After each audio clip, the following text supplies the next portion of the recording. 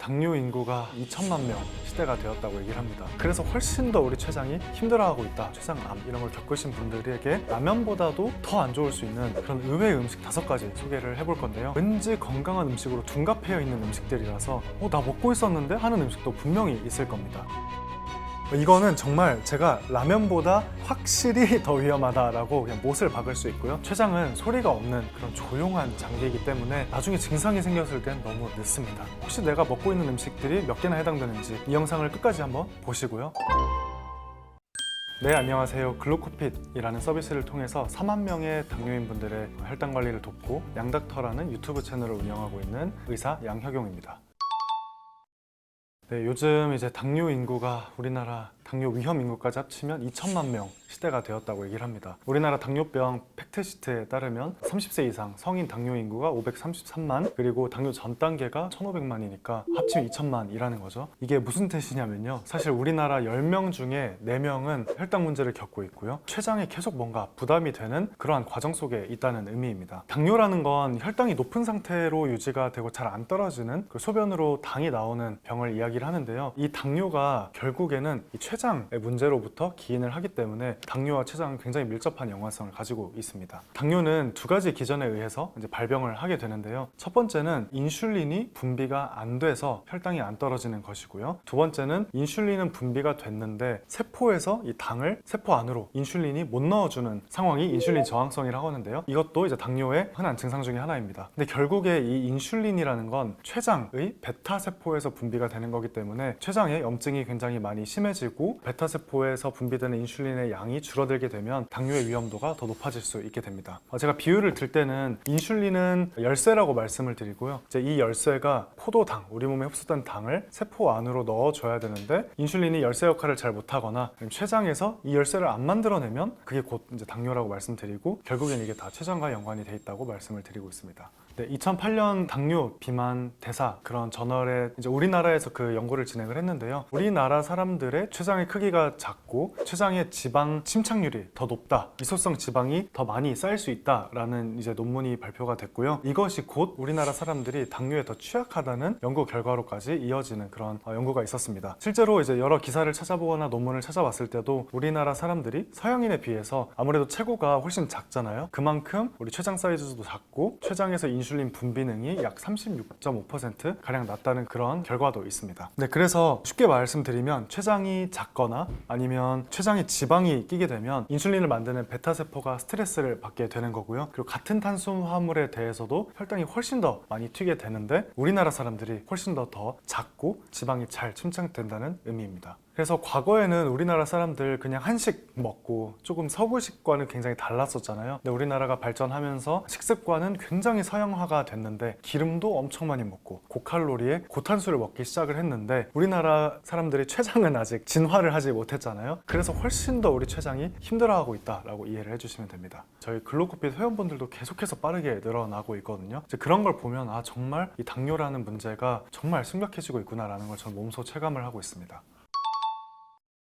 어쩌면 췌장에 조금 문제가 있거나 췌장염, 췌장암 이런 걸 겪으신 분들에게 라면보다도 더 안 좋을 수 있는 그런 의외의 음식들을 제가 5가지 소개를 해볼 건데요. 아마 나 먹고 있었는데 하는 음식도 분명히 있을 겁니다. 그래서 이 영상을 끝까지 한번 보시고요, 혹시 내가 먹고 있는 음식들이 몇 개나 해당되는지 한번 점검해 보시면 좋겠습니다. 제가 말씀드린 5가지 음식은 왠지 건강한 음식으로 둔갑해여 있는 음식들이라서 습관적으로 드시고 계신 저희 글루코핏 회원분들도 굉장히 많았습니다. 췌장에 조금 무리가 갈 수 있는 첫 번째 음식은 요거트인데요, 고지방 요거트입니다. 저희 글루코핏 회원분들도 건강관리를 시작했다라고 하면 요거트부터 드시기 시작하는 경우가 있더라고요. 유산균도 들어있고 장 건강에 좋을 것 같아서 이제 드신다고 하시더라고요. 근데 이 요거트에는 고지방인 경우에는 일단 지방이 많죠. 그리고 시중에서 팔고 있는 요거트에는 당도 굉장히 높습니다. 이 말은 당도 많이 들어오죠, 지방도 많이 들어오니까 어떻게 될까요? 인슐린도 엄청 분비되고 지방 소화 효소도 엄청 분비돼서 외분비, 둘 다 쌍방으로 췌장을 그냥 때리는 겁니다.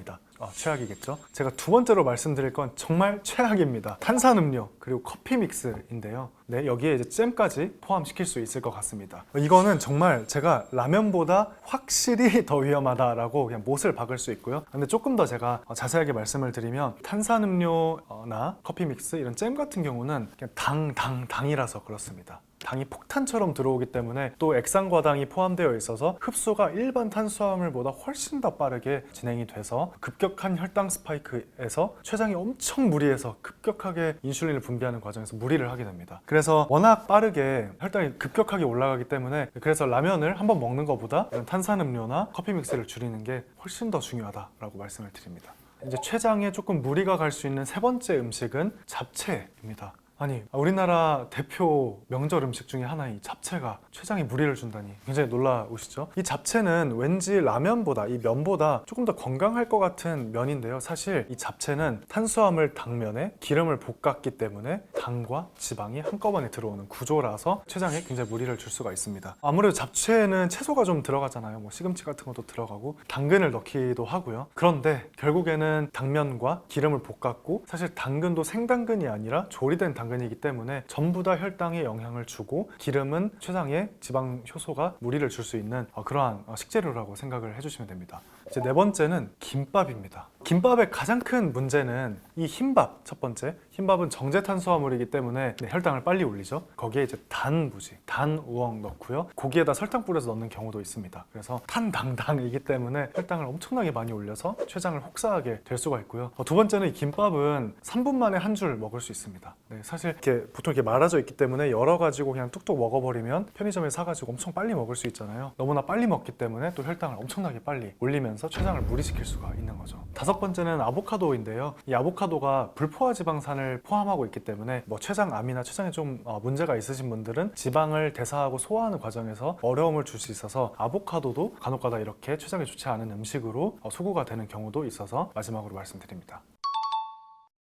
제가 이제까지 안 좋은 음식들을 얘기를 했다면 좋은 음식 제가 세 가지를 소개해 드릴 테니까요, 꼭 영상을 끝까지 시청해 주시면 좋겠습니다. 첫 번째 음식은 이제 마늘입니다. 이제 마늘은 저는 이거를 췌장의 소방수라고 얘기를 하는데요, 그 이유는 마늘에 들어있는 알리신이라는 성분 때문입니다. 이 알리신이나 유황화합물 계열은 우리 이제 췌장의 산화 스트레스나 염증 반응을 줄여주는 데 굉장히 탁월하다는 그런 연구들이 있고요. 또 굉장히 흥미로운 건 췌장 염증을 동물에서 연구를 진행을 했었는데요, 이 마늘과 관련된 물질이 췌장의 이러한 염증성 사이토카인의 감소를 이끌어내는 데 도움이 됐다고 합니다. 그래서 실제로 그냥 간단하게 말하면 췌장의 염증을 줄여줬다라는 것인 거죠. 그래서 제가 좀 마늘을 드실 때는 추천해드리고 싶은 건 저희 닥터핏 올리브유 출시한 거 알고 계시죠? 올리브유와 함께 드셔보시면은 굉장히 혈당 관리에 도움이 되고 췌장의 무리를 조금 줄여주는 역할을 하는 데 도움을 받아보실 수 있을 겁니다. 다음으로는 등푸른 생선, 고등어입니다. 이 오메가3, 등푸른 생선에서 나오는 이 기름은 염증 매개 물질을 조절한다라는 쪽으로 굉장히 연구가 많이 됐습니다. 그래서 뭐 사실 오메가3는 영양제로도 많이 드시잖아요. 실제로 연구 결과에 따르면 염증이 줄고요. 그래서 췌장에 좋다는 말은 뭐 좋은 기름이냐 나쁜 기름이냐를 나누는 게 아니라 어떤 기름이 혹은 어떤 음식이 염증을 줄이는 거냐를 기준으로 생각을 해주시면 되고요. 거기에 있어서는 등푸른 생선만큼 좋은 음식이 없다, 이렇게 생각해 주시면 될 것 같습니다. 제가 이제 이렇게 생선이 좋다고 말씀드리면 생선전을 해가지고 밀가루에 묻혀가지고 튀겨가지고 만들어서 드시고 저 동태전 먹었어요, 생선전 해 먹었어요 라고 하셔서 제가 굉장히 당황스러울 때가 있는데요, 이렇게 되면 말짱 도루묵입니다. 기름을 튀겼기 때문에. 그래서 제가 생선을 드실 때 권장드리는 방법은 찜으로 드시거나 구이로 드시는 걸 권장을 드립니다.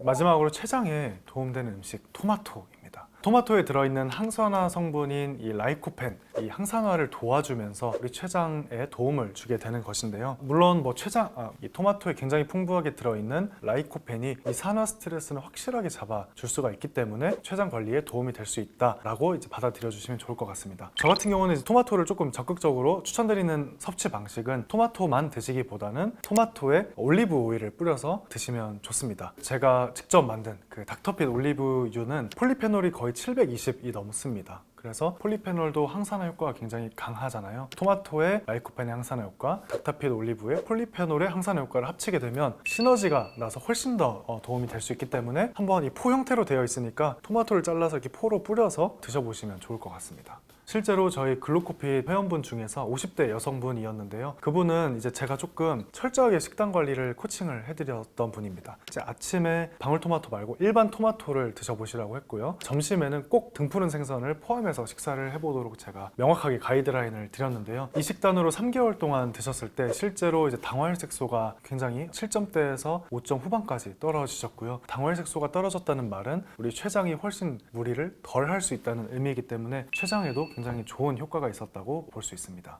네, 그래서 제가 말씀드린 이 세 가지 음식은 꼭 식단에 포함시켜서 드셔보시면 좋겠습니다. 췌장은 사실 굉장히 깊숙이 들어있고 조용한 장기입니다. 그래서 특별한 증상을 보통은 시그널을 보내진 않는데요. 제가 앞으로 말씀드릴 5가지 시그널은 정말 췌장이 제발 나를 확인해달라 라고 보내는 그런 신호니까 꼭 한번 집중해서 들어보시면 좋을 것 같습니다. 첫 번째, 조절이 잘 되던 당뇨가 나빠지거나 아니면 50대 이후에 갑자기 당뇨가 발병이 된 경우입니다. 그런 거죠. 약도 잘 먹고 식사도 계속 비슷하게 했는데 어느 날 갑자기 당화혈색소가 엄청 높아졌다던가, 아니면 50세 이후에 가족력도 없는데 어느 날 갑자기 소변에 거품이 많아지고 병원에서는 혈당 문제가 있다라는 이야기를 들었다거나, 혹은 이제 당뇨를 조절하고 있었는데 갑자기 똑같은 약을 복용하고 똑같은 식사를 하는데 갑자기 혈당이 널뛰게 한다거나, 이런 케이스라면 한번 이건 식습관의 문제가 아니라 내 췌장에 어떤 문제가 생긴 건 아닌가를 의심을 해봐야 됩니다. 실제로 50세 이상에서 갑자기 생긴 당뇨, 이걸 이제 New Onset Diabetes라고 부르는데요. 이 증상은 췌장암의 조기 탐구 연구에서도 굉장히 많이 발견되는 그런 케이스입니다. 두 번째 증상은 갑자기 극심한 복통이 있는데 이 통증이 등 쪽으로 방사되는 방사통이 있는 케이스입니다. 이제 그런 거죠. 명치랑 윗배가 아픈데요. 갑자기 등까지 같이 아프다. 그리고 이제 통증이 누워있으면 더 심하고 몸을 앞으로 숙였을 때 좀 덜하다 하는 증상이 있다든지, 아니면 이 통증 때문에 너무 아파서 식사를 못할 정도이다. 이런 게 이제 해당이 됩니다. 췌장은 해부학적으로 이제 보았을 때 굉장히 몸 깊숙이 등 쪽에까지 들어가 있어요. 그래서 이 췌장이 문제가 생기게 되면 통증이 앞뿐만 아니라 등까지 방사하는 그런 형태를 띠게 되고요. 췌장 통증인 거를 조금 더 정확하게 알 수 있는 방법은 통증이 지속적으로 계속 이어지는 경우입니다. 그리고 점점 빈도나 강도가 악화되는 경우가 더 많고요. 그리고 여기에 더해서 만약에 내가 이런 통증이 있는데 얼굴이 약간 누래지거나 손이 누래지거나 입술이 누래진다, 이러한 누래지는 황달 증상까지 있다면 정말 췌장의 이상을 의심을 해보시고 당장 이건 병원을 가보시는 걸 제가 좀 강력하게 말씀을 드리고 싶습니다. 네, 세 번째는 기름 섞인 변인데요. 지방변이라고 하죠. 예를 들면 이제 변이 기름져 보이거나 색깔이 조금 달라지는 겁니다. 연한색, 좀 회색이나 하얀색을 띠게 되고요. 평소에 변과 다른 냄새가 나는 경우도 있고요. 속이 계속 더부룩하고 가스차고 설사, 묽은 변이 나오는 케이스에 해당이 됩니다. 네, 그래서 흔히들 내가 전날에 짜장면을 먹어서 지방변이 나왔나? 기름이 좀 둥둥 뜨네? 라고 생각을 하실 수는 있는데요. 이게 한 번은 괜찮아요. 그런데 지속적으로 몇 날 며칠, 일주일에 몇 번씩 이런 좀 지방변이나 기름이 있는 변이 나온다, 이러면 꼭 한번 췌장 의심을 해보시고 병원 가서 검사를 받아보시는 게 좋습니다. 네, 이 변이라는 건 사실 우리가 매일매일 확인할 수 있는 우리 장 상태이기도 하고요. 우리 몸 상태이기도 합니다. 그래서 어려운 게 아니잖아요. 그냥 매일 아침 변을 보시고 한 번씩 확인해보는 그런 습관을 가지시면 훨씬 더 이 췌장암도 빨리 우리가 조기에 찾으실 수 있을 겁니다. 네 번째는 좀 지방이 많은 음식만 먹으면 이상하게 속이 평소보다 더 더부룩하고 약간 복부 팽만감도 있는 것 같고, 이러한 메스꺼운 증상이 해당이 되는데요. 예를 들면 내가 좀 햄버거를 먹었더니, 아니면 뭔가 정말 건강하다고 알려진 아보카도를 먹었는데, 아니면 감자튀김 같은 걸 먹었는데 속이 너무 불편하다 하시는 분들도 그냥 내가 체했나? 라고 생각하는 게 아니라 한번 이 췌장을 의심을 해볼 필요가 있습니다. 실제로 제가 이제 아는 어르신이 한 10년 정도 전에 제가 직접 이제 경험을 했는데요. 그분은 다이어트를 전혀 하지 않았는데 6개월간 약 한 7kg 정도가 빠졌고요. 그리고 어느 순간 변을 보면 계속 설사를 하고 기름변처럼 나오는 걸 경험을 하셨다고 해서 이거 의심된다, 꼭 한번 가보라고 말씀을 드렸었고, 실제로 좀 췌장에 이제 문제가 있는 것으로 나왔던 그런 경험이 있습니다. 그래서 이런 시그널을 췌장이 보내고 있다, 그럼 꼭 한번 병원에 가서 검사를 해보시면 좋겠습니다. 네, 이제 마지막으로 당뇨와 췌장에 좋은 습관 3가지를 제가 소개해드리고 싶은데요. 첫 번째는 마시지 말고 씹어먹기입니다. 되도록이면 꼭꼭 씹어서, 또 씹어야 우리가 세팔릭 페이즈라고 해서 포만감이 생기거든요. 그래서 꼭꼭 씹어서 드시는 습관을 들여주시면 좋을 것 같고요. 두 번째는 가공식품은 좀 피하자입니다. 우리가 마트에서 말린 과일이니까 건강해 보일 것 같죠? 단백질 바나 에너지 바, 이거 왠지 건강할 것 같은 맛도 나기도 합니다. 근데 이런 가공식품들에는 굉장히 높은 당류, 말린 과일은 응축된 단순당이 포함이 되어 있기 때문에 굉장히 우리 췌장에 무리를 줄 수 있기 때문에 이런 가공식품 대신에 과일을 드시고 싶다면 차라리 생과일로 드시고요. 이렇게 단백질 바를 드시고 싶으시다면 온전한 닭가슴살이나 목살, 소고기를 드시는 걸 권장을 드립니다. 마지막으로는 이제 과식하지 말자는 겁니다. 췌장을 지키는 가장 중요한 한 가지를 꼽자면 췌장한테 한 번에 많은 일을 시키지 않는 겁니다. 그런데 과식을 하게 되면 엄청나게 많은 양을 우리 췌장이 처리를 하는 과정에서 너무 지쳐버릴 수 있기 때문에 항상 배가 딱 부르기 직전까지 그때 숟가락을 내려놓는 습관을 우리가 같이 만들어 보면 좋겠습니다. 췌장은 소리가 없는 그런 조용한 장기이기 때문에 나중에 증상이 생겼을 땐 너무 늦습니다. 그래서 미리미리 제가 말씀드린 이런 습관들과 췌장에 좋은 음식들을 드시면서 췌장 건강을 잘 지켜보면 좋겠습니다. 사실 이 당뇨라는 건 혈당이 높은 상태도 맞지만 결국에 췌장에 계속 염증이 있기 때문에 이게 조절이 안 되는 겁니다. 여러분들 솔직히 라면 먹고 싶잖아요. 가장 올바르게 라면을 먹을 수 있는 방법은 라면과 240까지 막 치솟던 그 라면의 무시무시한 혈당이 혈당을 4~5배가량 적게 올리는데 도움을 줄 수 있다는 것도 굉장히 많은 실험을 통해서 제가 확인할 수 있었습니다. 심혈관 질환 예방에도 좋은데 식사와 함께 드시는 것도 풍미가 좋고 맛으로도 추천을 드리는 음식 조합입니다. 건강하게 라면 드시고 싶다면 꼭 이 방법으로 드셔보셨으면 좋겠습니다.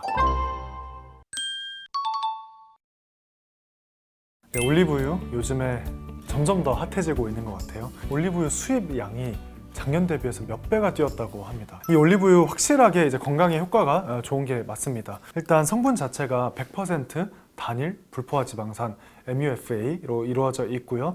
그래서 혈당을 조절하는 데 굉장히 효과적입니다. 엑스트라 버진 올리브유 같은 경우는 항산화, 항염 물질인 폴리페놀이 풍부하게 들어있고요. 또 이런 닥터핏 올리브유 같은 경우는 올레오칸탈도 굉장히 많이 들어있기 때문에 또 여러 가지 항산화, 긍정적인 효과를 누릴 수 있습니다. 사실 이 당뇨라는 건 혈당이 높은 상태도 맞지만 저는 이렇게 표현을 합니다. 저강도로 지속적으로 계속 만성 염증인 상태이다 라고 말씀을 드리고요. 결국에 췌장에 계속 염증이 있기 때문에 이게 조절이 안 되는 겁니다. 그런 분들에게 있어서 이 올리브유를 섭취를 하시게 되면 폴리페놀과 불포화 지방산을 통해서 항염, 항산화 효과를 통해서 여러 가지 건강상 이점을 누리실 수 있고요. 마지막으로는 이 올리브유가 심혈관 질환에까지 도움을 주면서 합병증 예방에도 도움을 줄 수 있다고 알려져 있습니다. 저도 올리브유를 드시고 건강이 개선된 분들의 케이스를 너무나도 많이 봤고요. 그 대표적인 사례 첫 번째는 당화혈색소가 개선이 된 분이 있었습니다. 당뇨이셨고 50대 여성분이셨는데요. 아침에 선식을 드시던 분이었어요. 그래서 선식 말고 한번 올리브유로 드셔보시라고 말씀을 드렸고 3개월 만에 매일 아침 올리브유 한 포씩 드셨는데 당화혈색소가 7.2에서 6점 초반대까지 떨어졌습니다. 저는 정말 드라마틱한 변화라고 생각을 하고요. 두 번째 또 제가 기억나는 건 라면을 너무나도 좋아하셨던 50대 남성분의 케이스가 기억이 납니다. 그분은 당뇨는 아니고요. 당뇨 전 단계인 분이었는데 라면 먹는 거는 못 참겠다라고 하셔서 그렇게 먹고 싶으시면 한번 라면 드시기 전에 채소와 올리브유를 드신 다음에 한 15분 뒤에 라면을 한 3분의 2로만 줄여볼까요? 라고 말씀을 드렸습니다. 240까지 막 치솟던 그 라면의 무시무시한 혈당이 160 정도로 꽤 괜찮은 수준까지 조절되는 걸 볼 수가 있었습니다. 실제로 제가 올리브유를 많은 분들께 소개를 해드리고 있는데요. 올리브유만 먹기에는 좀 버겁다, 입맛이 너무 안 맞는다 라고 하는 분들도 생각보다 많이 있더라고요. 그래서 제가 그런 분들께 이 조합으로 드시면 확실히 더 맛도 괜찮고 효능까지 더 좋다라고 하는 조합을 제가 소개를 드리고 싶고요. 이 영상 끝까지 한번 보시면 좋겠습니다. 그중 첫 번째는 청경채와 올리브 오일을 함께 먹는 겁니다. 청경채의 경우에는 십자화가 채소이기 때문에 이 안에는 설포라판 굉장히 풍부합니다. 설포라판이 이미 항산화, 항염에 좋다는 건 다 알고 계셨을 텐데요. 청경채에는 설포라판이 그 자체로 들어있다기보다는 글루코시놀레이트라는 성분이 있는데요. 글루코시놀레이트가 전구물질인데요. 이 전구물질이 추후에 설포라판으로 변환이 되면서 여러 항염과 항산화 효과들을 만들게 됩니다. 항염이 중요한 이유는 계속 췌장이 염증 상태가 오랫동안 유지가 되면 인슐린을 분비하거나 인슐린 효과를 만들어내는데 굉장히 방어막이 많이 쳐지고 효과가 없기 때문에 이런 염증들을 다 걷어내고 환경을 만들어주는 게 중요합니다. 그때 효과적으로 음식에서 얻을 수 있는 영양 성분이자 우리의 아군이 이제 설포라판인 거고요. 올리브유도 그렇잖아요. 이게 시너지가 나서 함께 굉장히 긍정적인 효과를 준다. 그리고 청경채는 또 비타민 C나 비타민 K가 풍부하기 때문에 함께 올리브유와 합쳐졌을 때는 인슐린의 분비를 돕기도 하고요. 혈당이 급격히 오르는 걸 방지를 해줍니다. 마지막으로는 청경채는 식이섬유잖아요. 청경채와 올리브오일을 같이 먹었을 때 그 뒤에 똑같은 음식을 먹더라도 혈당을 4~5배가량 적게 올리는데 도움을 줄 수 있다는 것도 굉장히 많은 실험을 통해서 제가 확인할 수 있었습니다. 이 청경채를 볶아 먹게 되면 결국 기름이 들어가기도 하고요. 채소에 있는 식이섬유 구조가 파괴되고 항산화 물질도 사라지기 때문에 생으로 올리브유를 뿌려서 드시는 것이 훨씬 더 추천됩니다. 다음으로는 시금치와 올리브유의 조합인데요. 이거는 이제 마그네슘을 충분히 챙기고 올리브유의 불포화 지방산, 폴리페놀을 챙기자는 그런 차원입니다. 실제로 시금치에 들어있는 이 마그네슘은 인슐린 신호에 있어서 핵심 사실 부품입니다. 마그네슘은 여러 효소들이나 이런 신호 과정을 통해서 인슐린의 부족한 작용을 강화시켜주는 역할을 하고요. 쉽게 말해서 마그네슘이 얹어지면 인슐린이 더 힘을 낸다는 의미입니다. 실제로 이 마그네슘을 충분히 섭취를 했을 때는 인슐린 저항성 지표인 호마-IR 그리고 공복혈당이 개선이 됐다는 논문들이 있고요. 당뇨 발병률이 30%가량 감소할 수 있다는 그런 연구도 있습니다. 그 말인즉슨 올리브유도 당뇨에 좋고 심혈관 질환 예방에도 좋은데 마그네슘 많이 들어있는 시금치까지 들어오니 또 시너지를 낼 수 있다는 의미입니다. 그래서 이제 먹는 방법으로는 여전히 시금치도 데쳐가지고 생으로 드시는 게 좋습니다.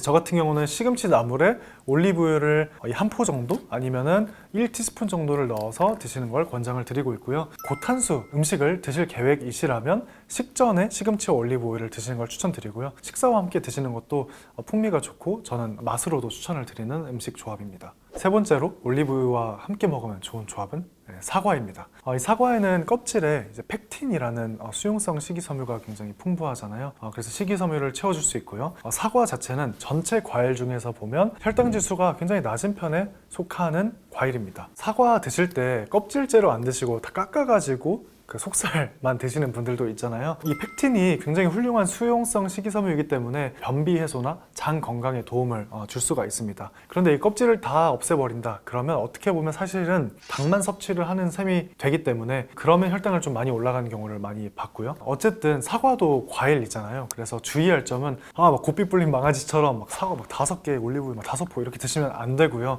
사과의 적정 섭취 권장량은 사과 절반에 올리브유를 드신다면 전혀 문제없이 혈당 걱정 없이 드실 수 있을 겁니다. 네 번째 조합은 바로 라면과 올리브유입니다. 여러분들 솔직히 라면 먹고 싶잖아요. 일단 라면은 영양성분표를 보시면 탄수화물도 많지만 지방도 높은 걸 보실 수 있습니다. 그 이유가 라면면을 기름에 튀기는 과정에서 포화지방이 높아졌기 때문인데요. 그래서 저는 그냥 그 라면에 올리브유를 먹으면 지방이 포화지방과 불포화지방이 둘 다 들어가 좀 많다고 생각을 합니다. 그래서 가장 올바르게 라면을 먹을 수 있는 방법은 식전에 올리브오일 10ml 정도 드신 다음에 라면은 겉면으로 선택해 주시거나 아니면 라면 끓일 때 물을 한번 버려서 기름을 빼내고 면을 넣어서 라면을 조리해주는 방식으로 포화지방은 좀 덜고 불포화지방산을 채워주는 방식으로 드시는 걸 권장을 드리고요. 건강하게 라면 드시고 싶다면 꼭 이 방법으로 드셔보셨으면 좋겠습니다. 다섯 번째 조합은 빵과 올리브유인데요. 이 빵은 올리브유랑 너무나도 잘 맞죠. 사실 똑같은 흰빵도 올리브유가 효과가 좋고요. 호밀빵도 좋고 통밀빵도 좋은데요.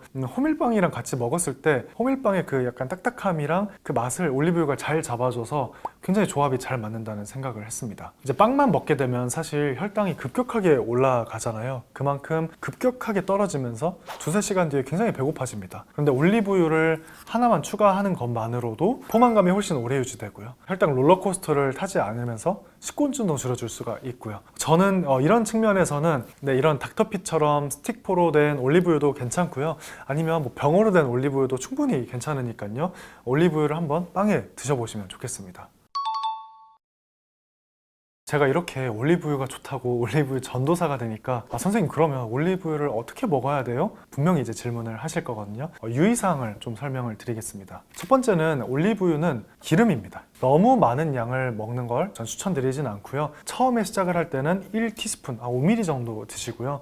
조금 적응이 됐다면 10ml 정도, 최대 15ml 정도만 드시는 걸 저는 추천을 드립니다. 처음에 이제 올리브유가 좋다고 하니까 제 친구가 다이어트를 한다고 올리브유를 벌컥벌컥 마셨대요. 바로 설사를 했다고 합니다. 우리 몸 입장에서는 기름을 한 번에 처리하기 굉장히 부담스러워 하거든요. 두 번째는 역류성 식도염이 있는 분들, 아니면 위가 좀 약하신 분들은 공복에 드시는 건 좀 피해 주시는 게 좋다 말씀드리고 싶습니다. 공복에 기름이 들어가게 되면 속쓰림도 있고요, 트림이 있을 수도 있고요, 가슴이 좀 답답한 경우들이 있습니다. 그 이유는 지방이 위로 들어오게 되면 여기 식도와 위 사이에 있는 이 괄약근이 위에 지방이 오랫동안 있다 보니까 약해지는 과정에서 역류가 일어날 수 있기 때문입니다. 위가 좀 안 좋다, 역류성 식도염이 있다 하시는 분들은 식사 중에 올리브유를 적극적으로 활용해 주시면 좋겠습니다. 다음으로 세 번째로 혹시 담석이 있거나 담낭에 문제가 있거나 췌장에 좀 문제가 있었다는 이야기를 들어보신 분들이라면 바로 무턱대고 드시기보다는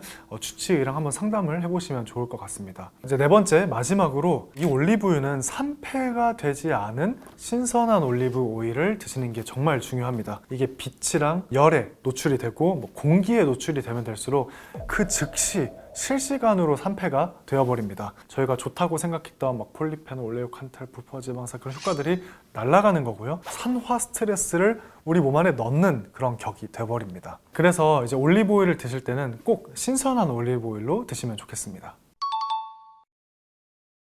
올리브유를 드시는 분들은 보통 내 식후혈당이 걱정되는 분들이시잖아요.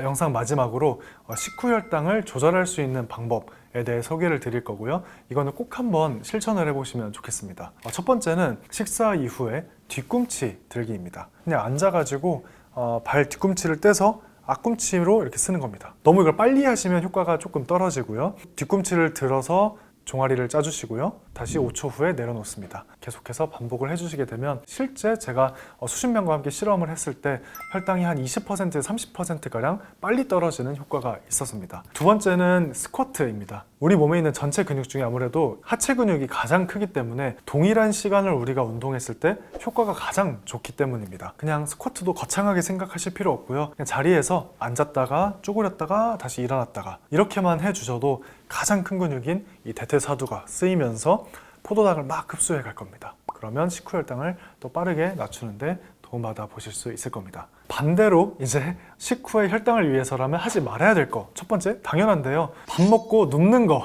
식후에는 우리 몸에 급격하게 당이 들어오고 있기 때문에 활동을 통해서 반드시 써줘야 합니다. 써주지 않고 누워있으면 혈당이 천정부지로 올라가기 때문에 식후 움직임을 통해서 혈당을 낮춰주시는 걸 권장드리겠고요. 마지막으로 이건 저도 예전에 했던 실수인데요. 식후에 바로 반신욕을 하거나 목욕을 하면서 뜨거운 물에 오랫동안 있는 것입니다. 이건 우리가 식사를 하게 되면 소화기관으로 이 혈액이 몰리면서 소화를 잘 시키는 역할을 하게 됩니다. 그런데 욕조에 들어가거나 뜨거운 물에 있게 되면 이 열 순환에 의해서 피가 다양한 곳으로 더 퍼져나갈 수가 있는 거죠. 그러면 소화가 조금 천천히 되면서 오히려 계속해서 혈당이 높은 상태로 계속 유지가 되는 부작용을 제가 몇 번 경험을 했고요. 뜨거운 물에 오래 있을 경우에는 또 자연적으로 혈당이 오릅니다. 식사 이후에 가장 좋은 건 앞서 말씀드린 것처럼 스쿼트를 해주시거나 발 뒤꿈치 들기 운동을 해주시는 걸 추천드리겠습니다. 오늘 영상에서는 올리브 오일의 여러 가지 긍정적인 효과들 그리고 식후의 혈당을 낮출 수 있는 방법들까지 소개를 드렸는데요. 올리브 오일 영상 보셨다면 꼭 한번 드셔보시고요. 올리브 오일과 청경채, 시금치, 껍질 있는 사과 이렇게 한번 꼭 드셔보셔서 혈당에 어떠한 반응이 있는지 아니면 내 컨디션에 어떠한 변화가 있는지를 체크해 보셨으면 좋겠습니다. 버터가 이제까지 너무나도 많은 오해를 받아왔죠. 악마처럼 표현이 됐었는데요. 틀린 말은 아닌데 너무 단편적인 면만. 버터를 만약에 처음 이 영상을 보시고 테스트를 하시는 분이라면 5에서 10g 정도로만 시작을 해주세요. 버터 10g 정도에 드시면 좋은데요. 이때 딱 버터가 들어가게 되면 지방을 태우는 몸으로 딱 스위치가 켜지게 되는 거죠. 적당한 양을 올바르게 먹었을 때는 면역력이나 피부 건강, 뼈 건강에까지 뱃살과 당뇨에 좋기 때문에 꼭 한번 드셔보시면 좋겠습니다.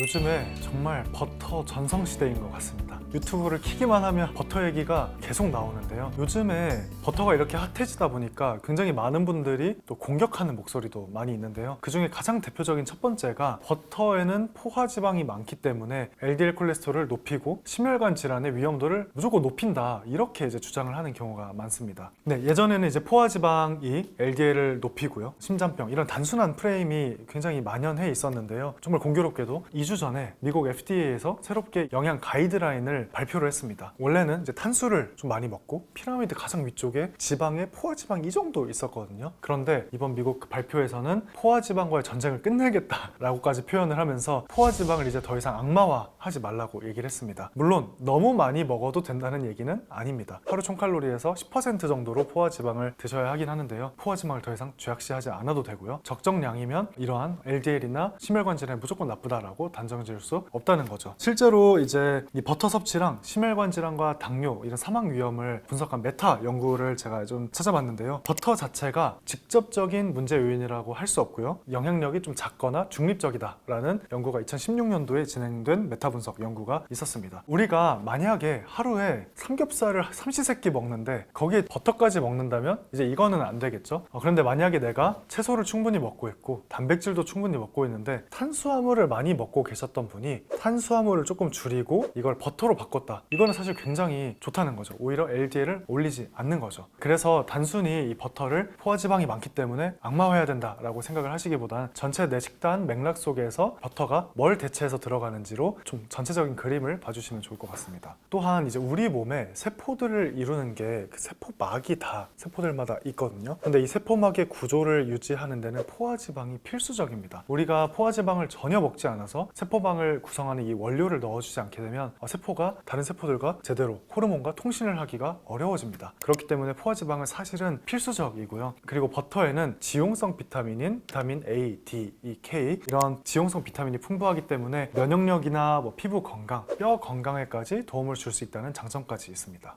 두 번째, 버터에 대한 오해는 버터, 지방이니까 고칼로리, 그래서 살찐다 이렇게 이제 생각을 하는 건데요. 사실 어떻게 보면 틀린 말은 아닌데 너무 단편적인 면만 보는 것 같다고 저는 좀 생각을 합니다. 물론 버터 10g 70칼로리 정도 돼요. 이 정도 70칼로리니까 많은 게 맞죠. 그런데 이걸 전체적인 맥락에서 보자는 겁니다. 우리 몸 안에 버터가 딱 들어가게 되면 CCK나 PYY 그리고 GLP-1 같은 포만감 호르몬들이 분비가 되기 시작합니다. 그래서 이 버터는 칼로리가 높았을지언정 이 버터 이후에 한동안 몇 시간 동안 배가 고프지 않고 포만감이 유지가 된다면 그만큼 평소에 막 당 당긴다, 당 떨어진다 해서 먹었던 커피 믹스, 음료 이런 것들을 줄일 수 있는 거잖아요. 그만큼 이득이 있기 때문에 버터의 칼로리를 너무 두려워할 필요는 없다는 것입니다. 또한 두 번째는 이 버터는 아침 공복일 때 드시게 되면 우리 몸이 느끼기에 에너지는 들어왔는데 이게 당이 아니라 지방이네? 그러면 나는 앞으로 지방을 쓰는 몸이 되어야겠다 라고 인식을 하게 됩니다. 우리 간에서 이 당을 산화를 시켜서 에너지를 만들어야 하는데요. 당이 없다 보면 지방을 이제 베타 산화를 시키게 되면서 에너지원을 만들기 때문입니다. 그 뒤에 이제 또 다른 음식들을 먹게 되면 저장해야겠다가 아니라 써야겠다라고 우리 몸이 발현이 되기 때문에 그 지방을 먹었더라도 또 쓰는 게 많기 때문에 훨씬 더 지방이 빠지는 몸이 될 수 있다는 점에서 유리하게 되는 거죠. 세 번째는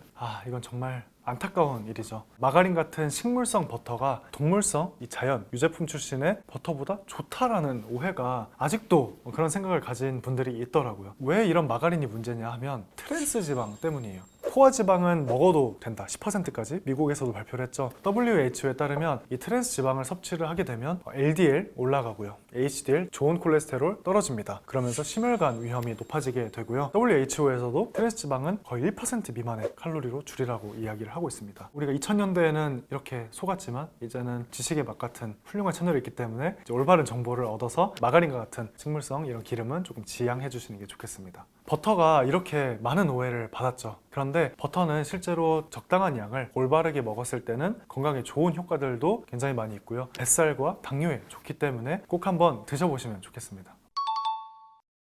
버터만 먹는다기보다는 여기에서 버터만 먹는 게 아니라 버터랑 같이 먹으면 좋을 조합이 있는데요. 바로 이제 버터랑 올리브유를 같이 먹어주는 겁니다. 버터는 포화지방산과 비타민 A, D, K가 있죠. 그리고 올리브유에는 단일 불포화지방산과 폴리페놀 그리고 올레오칸탈 같은 것들이 들어있기 때문에 굉장히 합쳐졌을 때는 우리 몸의 대사 시스템을 정화한다고 생각을 합니다. 그러면 제가 이렇게 말씀드리면 질문이 선생님 요즘에 올리브유도 소주잔에 공복에 먹으라고 하고 버터도 공복에 먹으라고 하는데 뭐부터 먹어야 되나요? 질문을 하시는데요. 엄청 명확하게는 큰 차이는 없지만 제가 추천드리는 건 버터를 먼저 드시고요. 10분이나 15분 뒤에 올리브유를 드시는 겁니다. 그래서 버터 10g 정도에 올리브유 10ml 정도를 드시면 좋은데요. 그 이유는 제가 앞서 말씀드린 것처럼 버터가 먼저 들어오게 되면 우리 몸은 이제 시동을 겁니다. 지방 이제 태우자 하고 시동을 걸 때 그때 올리브유가 들어오면 마치 시동을 부릉 걸고 그대로 그 운전을 지속하는 효과를 주기 때문에 이렇게 추천을 드리고요. 다만 여기에서 제가 버터랑 올리브유 좋다고 말씀드려서 거기에